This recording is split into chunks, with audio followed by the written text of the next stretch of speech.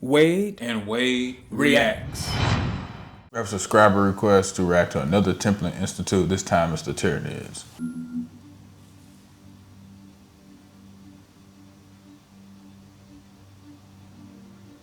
The existence of the Imperium of Man is dependent upon the Astronomicon. It is an immense psychic beacon powered by the life force of 10,000 psychers, calibrated and projected across the galaxy by the Emperor himself. Dang. Without it, navigating the Immaterium Is that true, would or be is that something they impossible, believe? and no human starship would ever reach its intended destination. So maybe a little critical bit to the more. survival of mankind is the Astronomicon that very few have stopped to consider the consequences of shining such a powerful light into the darkness of the universe. Indeed, evidence has slowly begun to mount that the Astronomicon might have drawn the attention of something lurking in the empty void between galaxies. An unknowable consciousness of unprecedented scale, relentless in its advance, and leaving only drained, dead worlds in its wake. To the Imperium, this abomination is named for the first world it devoured, the Tyranids. The Xenos. The true nature of the Tyranids defies any conventional classification.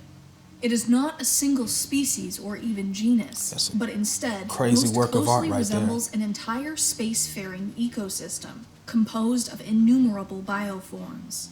These can vary tremendously in their size, appearance, and function, but remain only variations on the same genetic theme. Together, they form a distinct collective superorganism, capable of traveling across the universe in living armadas known as hive fleets. Those would be These hive the fleets worst enemies to systematically fight. consume all biomatter in their path as a means to facilitate their own rapid evolution and reproduction. The diversity of Tyranid life present within these hive fleets cannot be overstated. At their core are impossibly massive bioships, living creatures that function simultaneously as starships, rivaling even That's the mightiest crazy. battleships, and biological factories which endlessly replicate millions of Tyranid organisms. Hive ships are escorted by countless other Tyranid organisms, far too varied Can to the be Tyranids be systematically defeated? categorized. Together, these fleets Probably are so not. vast that they are often mistaken for nebula when viewed at a distance, and can That's blot out crazy. entire stars upon their closer approach. Man. Every I hive wonder what fleet their numbers are encountered like. so They far have is to have driven by the trillions. same collective hive mind, but each exists as a separate force. Their composite life forms can differ significantly in their appearance or exhibit different and unique strategies for overcoming local resistance. In several instances, different hive fleets have been observed competing with one another for resources, lending credence to the idea that each fleet exists as its own separate entity. The truth of the relationship between Tyranid hive fleets is likely far more complex, perhaps more akin to single cells within a living body, rather than rival factions. Within the bioships of each hive fleet are swarms of biomechanical creatures, Yeah, I've had produced some by the experience directive of the hive fighting mind them. to adapt to whatever its current circumstances. Terrible Tyranid creatures. matter is constantly reabsorbed into biomass reclamation pools to create new species, or adapt existing ones to better suit the hive mind's immediate purpose. This is made possible by their extraordinary rapid rate of evolution, the key to each hive fleet's adaptability. The same basic forms of life, however, can be found in every hive fleet. Small, maggot-like creatures known informally as Seen rippers those are too. perhaps the most common species. They are almost always present in great swarms, capable of overpowering and consuming creatures many times their own size. Yeah, that's when you In pull out your certain flamethrower instances, or rippers your have double been known melter. to bury deep underground and metamorphosize into more advanced bioforms. In all likelihood, rippers are an immature form of Tyranid life, and theoretically capable of gestalting into any other type of bioform when given the proper signals from the hive mind. What might be considered the standard infantry of Tyranid hive fleets are known as gaunts and divided into a multitude of subspecies. Typically, they possess large scythe-like claws or a type of ranged bioweapon, Yeah, those little things which can be fires a grotesque form a of menace living if you're not ammunition. watching and one Some of them variants jumps on even you. possess wings, while others are designed to hunt in total darkness or any other type of environment.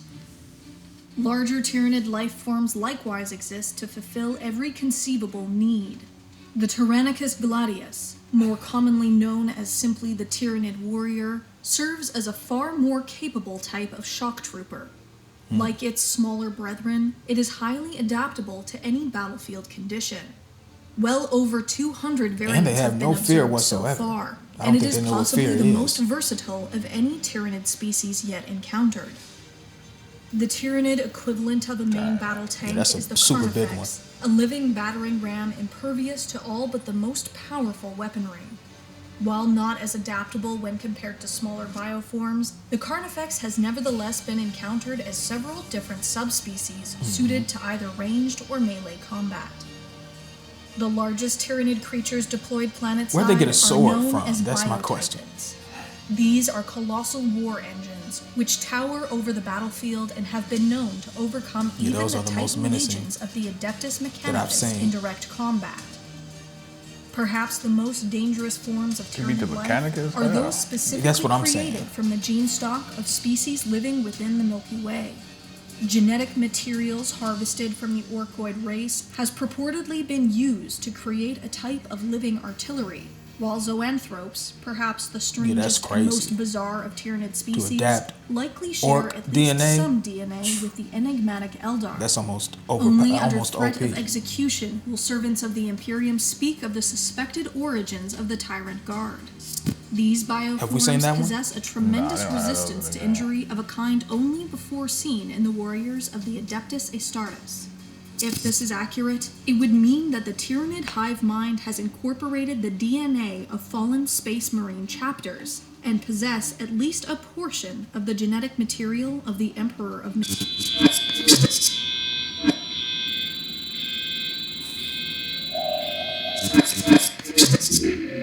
Attention, Imperial citizen. The transmission of unknown origin you have accessed has been deemed heretical by got the order of His Most Holy Inquisition.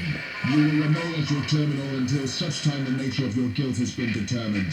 Any attempt to resist Imperial authorities or again Dang, I'm access scared. restricted information will result in the harshest method of execution. May Imperial justice account in all bounds. The Emperor... That was funny.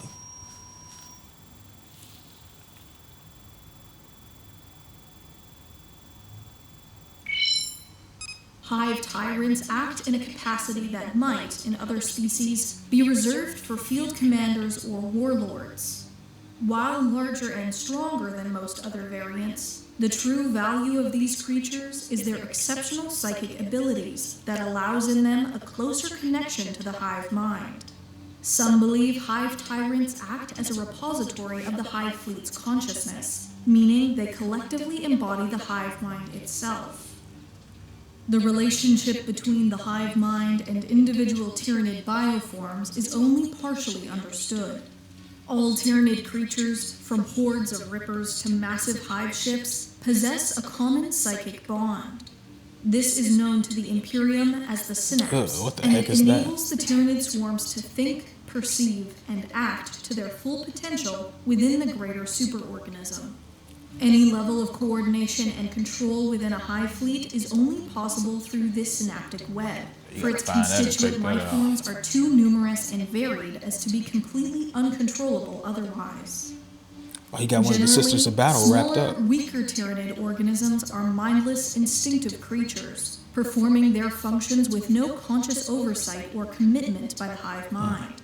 Larger, more complex creatures, by It looks kinda like a contrast, xenomorph are from that capable angle. of advanced decision-making appropriate for their situation, and require a larger, if still minuscule, part of the hive mind's distributed sentient awareness.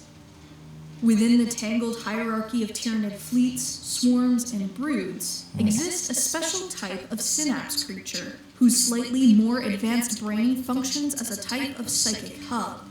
Without these synapse creatures to relay and interpret the will of the hive mind, entire swarms can quickly falter, and more basic Tyranid bioforms might revert to animalistic behaviors. It's interesting. The overpowering nature of the hive mind psychic presence is a phenomenon known to the Imperium as the shadow in the warp. How did they Whether adapt deliberately to be able projected by to hive fleets achieve or space simply travel? a byproduct of the hive mind's synaptic control, it manifests in most species as an all-encompassing feeling of dread and hopelessness. For highly psychic individuals or races, this effect is magnified even further, often leading to suicide or insanity.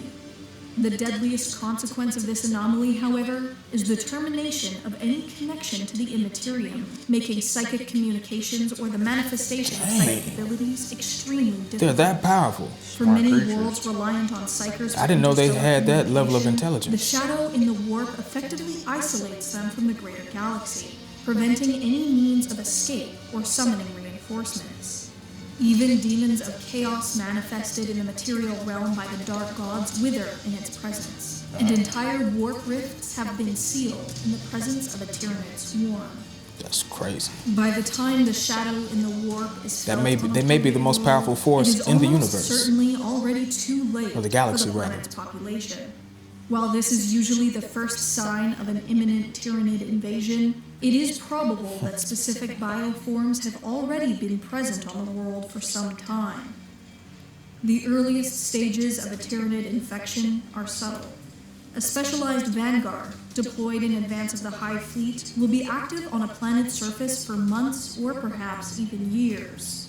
The organisms deployed will have evolved abilities and behavior that focuses on concealment, and will almost never seek out any type of combat. Instead, they merely observe the native environment and relay their findings back to the Hive Fleet. Any attacks are limited to isolated wildlife, utilizing their genetic code to ensure that the rest of the swarm will be able to function within the planet's unique biosphere. Oh, they are super The intelligent. most insidious component of Tyranid reconnaissance are gene stealers. These are among the should have most some of them. intelligent and Yeah, they independent should have. creatures ever developed by the swarm, Hopefully capable they add of 'em later. operating far from Yeah, the they look controlling kind of influence humanoid. the hive mind. In appearance. They clandestinely insert tiny embryonic Tyranid organisms into various hosts, which, over time, alter the victim's genetic code and suppress their consciousness. Often this is done over a period of generations, with many not even realizing they have been infected at all. Eventually, affected individuals will become a type of slave. That's why I a don't localized think version that it would of be hive wise mind, for a space forming marine to what have fight come the to be Tyranids with known no as helmet. gene stealer cults.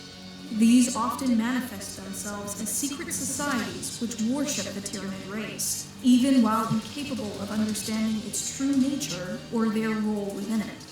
If a gene stealer cult has been successful, it will have thrown a targeted planet into chaos and weakened local resistance. The arrival of a Tyranid hive fleet within a star system marks the next stage of the invasion. With the immaterium disrupted by the shadow in the warp, local starships can be safely destroyed without the possibility of reinforcement or escape. Once in orbit, hive ships begin bombarding any inhabited planet with a rain of mycetic spores. These pods are filled with hostile microorganisms, which immediately begin preparing the planet's atmosphere, oceans, soil, flora, and fauna. Like you have to for absorption. intercept them before they even get close Complex to your organic planet. Yeah, for real, molecules because are once they broken do, down and they spread recreated like a in cancer. forms better suited for the Tyranid species. Other spores deploy more complex creatures, which quickly gather into swarms and descend upon any organized resistance. Using information That's obtained smart. They during their target initial reconnaissance, organized they resistance target first. strategic locations and even local leadership. Once Tyranid forces have established a foothold on a planet's surface, enormous capillary towers are grown far behind the front lines. These towers concentrate the biomass that has already been absorbed, using it to either breed additional organisms needed to pacify the rest of the planet, or to extend its tendrils across entire continents. Simultaneously, capillary towers begin processing the atmosphere, absorbing all insect life and even airborne microbes. That's a When a planet terrible, has terrible been fully enemy. subjugated, the remainder of its biomass is relentlessly devoured. Capillary towers crisscross the entire world, from miles into the atmosphere to the deepest trenches of any oceans. Once the last of the planet's defenders have been destroyed, the victorious Tyranid swarms hurl themselves into digestive pools at the base of each capillary tower, their bodies broken down so that they might be recycled into new creatures for future conquests. Together with every they're molecule mainly of like a organic virus matter or mineral wealth, that's they are consuming everything in transferred its by path. massive pumping organs into awaiting hive ships. Once this has been completed, the hive fleet moves on, leaving behind a planet stripped of all life. Tyran Primus was the first known Imperial world to be devoured in this manner, and it was only through the dedication of a single Inquisitor that the full extent of the Tyranid threat was revealed.